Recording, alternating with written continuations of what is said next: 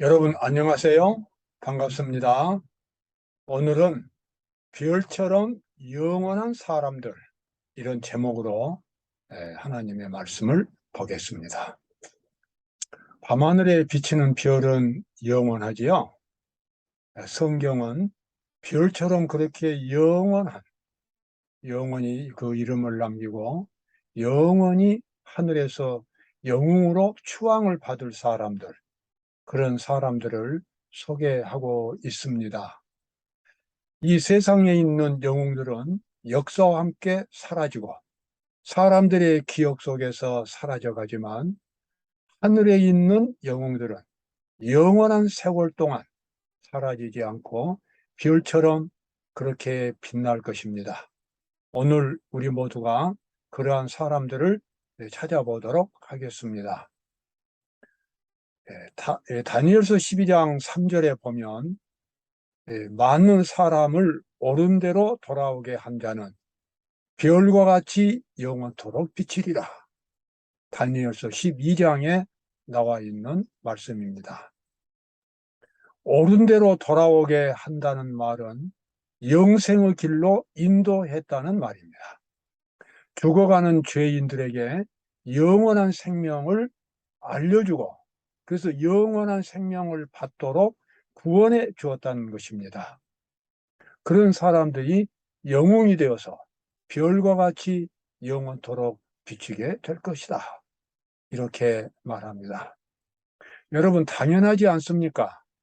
죽어가는 사람들에게, 죄인들에게 영생을 얻도록 그렇게 도와준 사람, 영혼을 구원하는 사람은 천금을 주고도 바꿀 수 없는 고귀한 생명을 주었기 때문에 하늘에서 당연히 영웅으로 존경을 받는 것은 당연한 일이라 하겠습니다. 별과 같이 영원토록 비치는 사람은 다른 영혼들을 하나님께 인도하고 영생의 진리를 깨닫게 해준 사람들, 그런 사람들이 바로 하늘에서 영원히 별처럼 빛나는 그런 사람들이 되겠습니다. 여기 사도행전 19장에 보면 이런 기록이 나와 있죠. 믿는 사람들이 많이 와서 자복하여 행한 일을 고하며, 또 마술을 행하던 많은 사람이 그 책을 모아가지고 와서 모든 사람 앞에서 불사르니 그 책값을 계산한 즉 은 5만이나 되더라. 사도행전 19장에 나와 있는 말씀입니다. 이 기록은 에베소라고 하는 지역에서 일어난 그러한 사건에 대한 기록입니다. 사도 바울이 소아시아 지역에 있는, 지금 터키죠, 소아시아 지역에 있는 에베소에 가서 3년 동안 머무르면서 하나님의 복음을 전했습니다. 그래서 굉장히 많은 사람들이 기독교를 받아들이게 되었습니다. 그리고 그들이 지금까지 섬겨왔던 우상들을 버리게 되었습니다. 그리고 마술을 행하던 많은 사람들이 그 책을 가지고 다 이제는 사람들 앞에서 그 마술 책을 불태워 버리는데 그 값이 은 5만이나 되더라. 이렇게 그 당시에 아마 돈이 어마어마했던 것 같아요. 그 많은 그 비싼 책들을 다 불태워 버리는 그러한 소동들이 일어나게 되었습니다. 하나님의 말씀을 깨닫고 나니까 하나님의 말씀을 통해서 하나님을 보게 되었고, 전능하시고 영원하신 창조주 하나님을 알고 나니까 정말 사람이 만든 이 우상을 섬기는 것, 귀신을 섬기는 것, 미신을 섬기는 것, 이러한 것들이 아무것도 아니라는 것을 그 에베소 사람들이 깨닫게 된 것입니다. 여러분, 그렇습니다. 사람이 무엇을 믿느냐에 따라서 그 사람의 인생의 길이 결정이 됩니다. 그래서 이 종교가 대단히 중요합니다.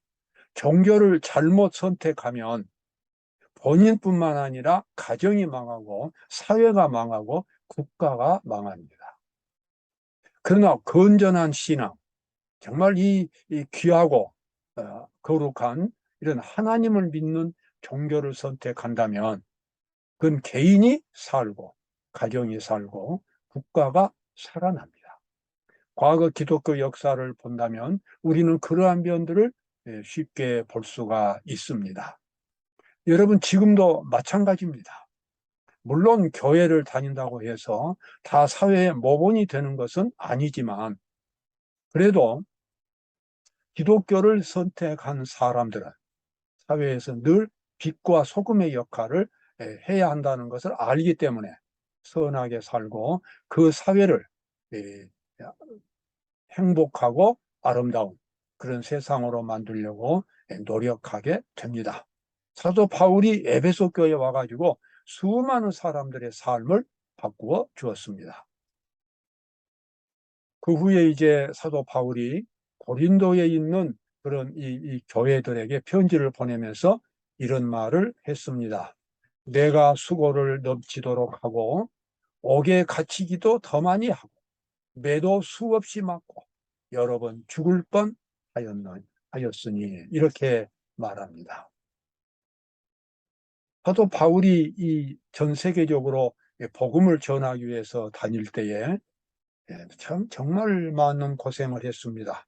그 뒤에 나오는 성경처럼은 이렇게 나와 있습니다. 고린도후서 11장 24절부터 26절에 보면 유대인들에게 40에 하나 감한 매를 5번 맞았으며 3번 태장으로 맞고, 이거 태장, 3번 태장으로 맞았다고 하는데, 태장이라고 하는 것은 뭡니까? 그 채찍 끝에다가 납을 이렇게 달아가지고 그걸로 사람을 후려칩니다. 그래서 많은 경우에 태장을 맞으면 그냥 사람이 죽습니다. 살점이 떨어져 나가고 아주 무서운 형벌인데, 사도 바울이 3번이나 그런 형벌을 받았다는 것입니다. 1번 돌로 맞고 3번 파선하였고 일주일을 바닷속에서 지냈으며 강의 위험과 강도의 위험과 동족의 위험과 이방인의 위험과 시내의 위험과 거짓 형제의 위험과, 정말 힘든 그런 이 전도의 일을 했지요. 사도 바울은 정말 누구도 따라갈 수 없는 그런 큰 고생을 했습니다. 사도 바울은 신약 성경에서 죄송합니다. 신약 성경의 대부분을 기록한 사람이었습니다. 그는 죄인이 어떻게 구원을 받을 수 있는가, 그 구원의 이치, 성경이 가르치는 믿음으로 말미암아 구원받는다고 하는 이치를 가장 분명하게, 가장 확실하게 기록한 사람이 사도 바울이었습니다. 그 사도 바울이 기록한 이 편지서들, 특별히 이 로마서와 갈라디아서는 정말 지난 2000년 동안 수없이 많은 사람들에게 영생의 길을 보여주었습니다. 그리고 그 당시 사도 바울이 세웠던 교회들은 정말 선교센터가 되어서 수많은 사람들에게 또 이 마음에서 마음으로 이어지는 하늘의 복음을 전파했고, 그 결과로 정말 이 세상 역사가 바뀌었습니다. 사도 바울은 역사에 위대한 흔적을 남긴 사람이었습니다.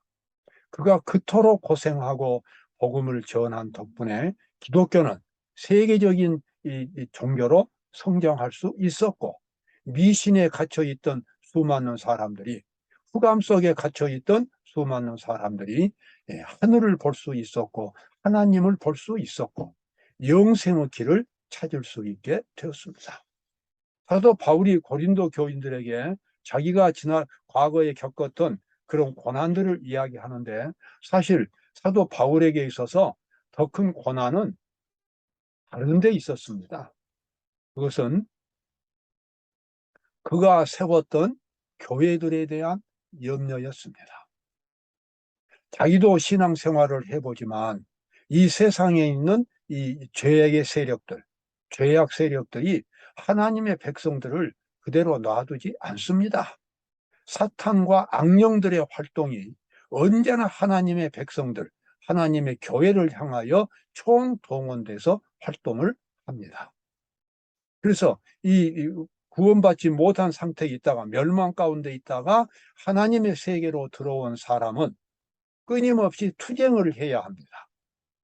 자기에게 다가오는 그런 시련들을, 그리고 그와 같은 이 죄의 세력과 싸워야 하지만, 유혹과 싸워야 하지만, 자기 자신 속에 있는 이 죄의 세력과도 싸워야 합니다. 자기가 원래 죄인이었고 원래 이기적이었고 교만한, 자기 자신은 죄의 본질을 갖고 있는 사람이었습니다. 그런 사람이 그리스도의 십자가의 진리를 깨닫고 영생의 길을 가기로 시작하면 속에서부터 투쟁이 일어나는 것입니다. 그래서 많은 경우에 신자들이 그런 투쟁 가운데서 쓰러지기도 하고 실수도 하고, 그리고 이 많은 고난을 겪습니다. 사도 바울은 이제 새로 생겨난 교회, 새로 하나님을 믿기로 시작한 그 신자들이 어떻게 투쟁을 하고 있으며 어떻게 신앙을 유지하고 있는가, 그는 그의 마음속에 잠시도 그들에 대한 생각을 잊을 수가 없었습니다. 잠시도 한가한 마음으로 남아 있을 수가 없었습니다. 자기가 구원한 그 사람들, 그 교회들, 여러 곳에 널려 있는 그 교회들을 생각할 때마다 그는 정말 눈물을 흘리면서 하나님께 기도할 수밖에 없었어요. 하나님, 그 교회들, 그 연약한 신자들을 돌봐주셔야 합니다. 사탄이 그들을 유혹할 때 그들이 이길 수 있도록 능력을 주어야 합니다. 그러면서 사도 바울이 끊임없이 그 교회들을 위해서 염려를 했습니다. 누가 약하면 내가 약하지 아니하며 누가 실족하게 되면 내가 애타하지 않더냐. 내가 부득불을 자랑할진대 나의 약한 것을 자랑하리라. 교인 중에 어떤 신자들이 약해지면 사도 바울이 덩달아 약해지는 것입니다. 누가 실족하고 넘어지면 사도 바울이 애타하면서 하나님을 붙들고 씨름했던 것입니다. 이것이 사도 바울이 죽을 때까지 가졌던 경험이었습니다. 그는 영혼들을 위해서 끊임없이 봉사했고 새로운 영혼들을 하나님께 인도하기 위해서 세계를 여러 지역을 다녔고, 이미 세워진 그 교회나 신자들이 쓰러지지 않도록 그는 밤낮으로 기도하면서 그들을 돌보고 하나님께 기도한 사람이었습니다. 사도 바울이 정말 이렇게 힘든 일을 그가 어떻게 감당할 수 있었을까요? 사도행적 297쪽에 보면 그런 말씀이 나옵니다. 그는 십자가를 돌아보고 새로운 열심을 가지고 십자가에 못 박히신 그리스도에 대한 지식을 전파하는 일에 전진하였다. 사도 바울은 정말 힘들고 절망이 될 때마다, 정말 고통 가운데 빠질 때마다 늘 십자가의 그리스도를 바라보았습니다. 자기가 지금 가고 있는 길은 자기가 처음으로 가는 길이 아니라 이미 주님께서 걸어가셨던 그 길이라는 것을 알았습니다. 정말 십자가까지 주님께서 걸어가셨던 그 피 맺힌 길을 자기도 그렇게 가고 있다는 것을 알았습니다. 예수님의 복음을 전파하는 자기가 예수님이 가셨던 그 길을 가지 않으면서 예수님의 복음을 전할 수는 없다는 것을 사도 바울은 깊이 깨달았습니다. 그래서 어렵고 힘들 때마다 그는 주님을 바라보았고 주님께서 가셨던 그 길을 정말 새로운 헌신으로, 어찌 보면 하나의 영광으로 생각하면서 그 길을 계속해서 걸어간 것입니다. 여러분, 우리 예수 그리스도를 믿고 구원받은 우리들은 우리 모두가 다 사도 바울이 가졌던 그 경험 속에서 우리도 그렇게 걸어가야 할 것입니다. 주님께서 이 땅에 오셔서 그 험난한 십자가의 길을 가셨던 목적은 죄인들을 구원하기 위한 것이 목적이었습니다. 여러분, 그렇다면 오늘 우리의 생활도 영혼을 구원하는 일에 우리의 초점이 맞춰져 있어야 하지 않겠습니까? 영혼을 구원하는 일, 그것은 정말 최고의 사명이고 최고의 영광입니다. 우리가 만나는 모든 사람들을 우리는 구원의 대상으로 바라봐야 합니다. 그 사람들에게 예수 그리스도를 보여주어야 합니다. 이미 믿는 신자라도 이미 교회를 잘 다니고 성실하게 믿는 신자에게라도 내가 오늘 하나의 격려의 말씀을 준다면 역시 그것도 영혼 구원이 될 것입니다. 또 교회에 새로 찾아온 교인들에게, 새로 찾아온 그런 구도자들에게 따뜻한 사랑의 관심을 가지고 늘 지켜보면서 돌보는 일, 그리고 교회에서 남이 보지 않는 곳에서라도 성실하게 교회 일을 감당하면서 그 교회에 찾아오는 사람들이 그 교회에서 예수 그리스도의 사랑의 분위기를 느낄 수 있도록 교회에서 소리 없이 그렇게 봉사하는 것도 영혼을 구원하는 일입니다. 여러분, 우리의 모든 관심은 바로 영혼 구원에 초점이 맞춰져야 하겠습니다. 감리교를 창시한, 감리교를 만든 요한 웨슬레는 이런 말을 했습니다. 당신은 죄인을 구원하는 일 외에는 아무것도 하지 마시오. 저는 이 요한 웨슬레를 참 제가 존경하고 좋아합니다. 그는 정말 아름다운 그리스도인이었습니다. 그는 정말 정직하고 모범적인 그리스도인이었습니다. 그는 당신은 죄인들을 구원하는 일 외에는 아무것도 하지 마시오. 이 이야기는 아침에 일어나서 잠잘 때까지, 그리고 잠자는 동안에도, 집에서라도 영혼을 구원하는 일이 바로 모든 생각과 활동의 목적이, 초점이 되어야 한다는 것을 말해주고 있습니다. 여러분, 우리 모두가 다 허망한 인생을 살아갑니다. 그러나 우리의 인생의 길이 허망할지라도 하나님 안에서는 결코 허망되지 않을 수 있습니다. 하늘의 별처럼 영원히 빛날 수 있습니다. 어떤 사람들입니까? 많은 사람들을 옳은 대로 돌아오게 한 사람.